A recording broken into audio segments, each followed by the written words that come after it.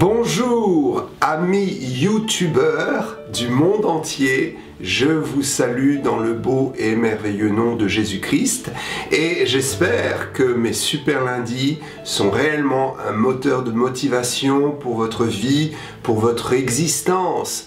Jour après jour, Dieu veut nous apprendre les systèmes, les principes, les mécanismes du fonctionnement humain au regard de sa parole. Je voudrais aujourd'hui vous partager quelque chose qui a pu faire un peu polémique.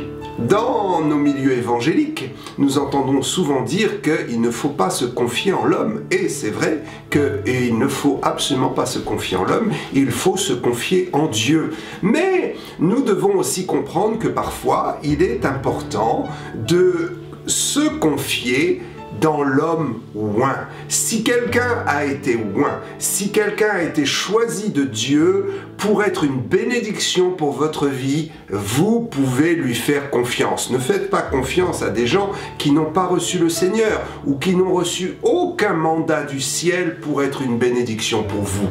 Mais soyez rassurés, si Dieu vous bénit à travers quelqu'un, vous pouvez lui faire confiance. Pourquoi? Parce que cette personne est investie d'un mandat, d'une mission et d'une bénédiction pour vous. J'en ai pour preuve quelque chose qui est écrit dans la Bible, notamment dans l'Ancien Testament. Nous allons voir qu'un des rois de Juda, il y a eu plusieurs rois en Juda, et un des rois qui s'appelait Josaphat a un jour déclaré quelque chose de surprenant et de merveilleux en même temps. Il dira: Josaphat se présenta et dit, Josaphat dit à tout le peuple: écoutez-moi, Juda et habitants de Jérusalem.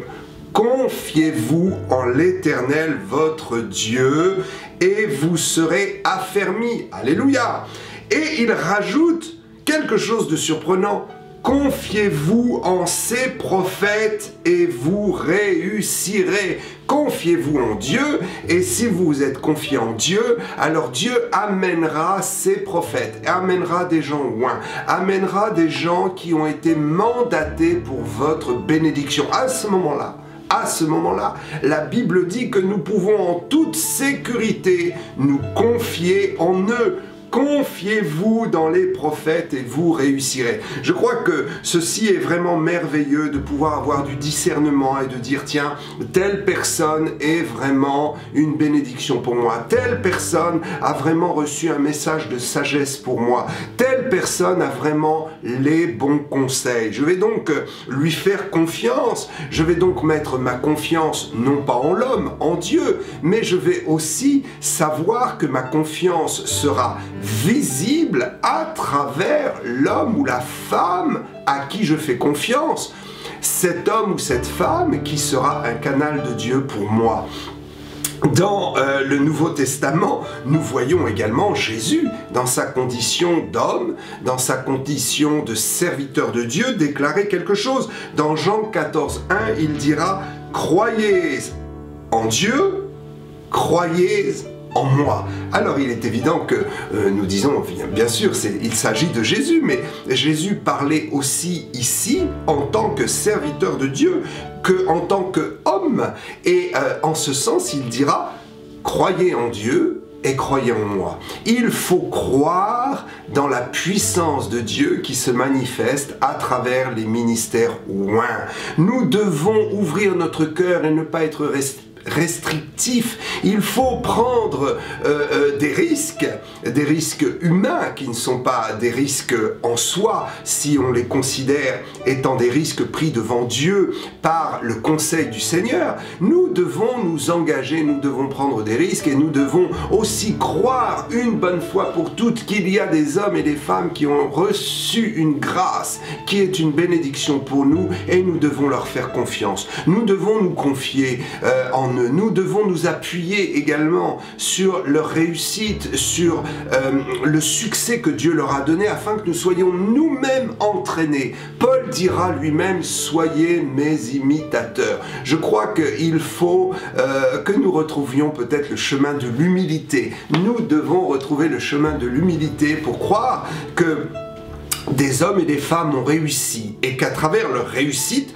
nous pouvons aussi investir nos projets, investir notre vie, investir notre connaissance de ce que Dieu fait et de comment il le fait. Comment est-ce qu'on s'investit dans quelqu'un qui a du succès? Tout simplement en étant son imitateur, en regardant comment il a réussi, comment elle a réussi et en utilisant les mêmes formules. Alléluia. Je crois que Dieu nous invite à nous copier aussi les uns les autres afin de réussir et de voir que si quelqu'un a eu du succès avec Dieu, nous aussi nous pouvons avoir du succès avec Dieu. Oh, que le Seigneur soit béni pour cela. Confiez-vous dans ses prophètes.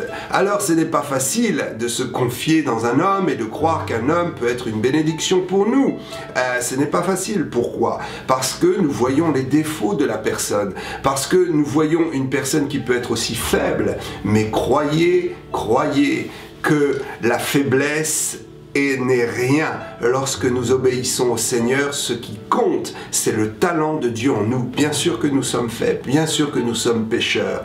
Et ce que nous cherchons à transmettre, ce n'est pas notre propre vie ou notre propre expérience. Ce que nous cherchons à transmettre, ce que je cherche à vous transmettre, c'est la vie de Dieu en moi. C'est ce que le Seigneur m'a donné. Comment est-ce qu'il m'a rempli de choses de son royaume? Est-ce que je les garderai pour moi-même? Non, je veux les partager. Et je voudrais que vraiment vous fassiez confiance à mon ministère. Je voudrais que vous fassiez confiance au ministère des hommes de Dieu qui marchent dans la vérité et qui servent vraiment les intérêts du royaume des cieux, qui servent vraiment les intérêts de cette société et qui sont une bénédiction pour la société. Que Dieu vous bénisse, que Dieu vous bénisse. Je vous souhaite un bon lundi, je vous souhaite une bonne méditation sur ces choses et je vous dis à la semaine prochaine. Amis de la parole de Dieu, je vous bénis et je vous envoie toutes les salutations de Rouen, car je suis pasteur ici en Normandie à Rouen et je vous envoie toutes les salutations de mon église. À bientôt, à bientôt.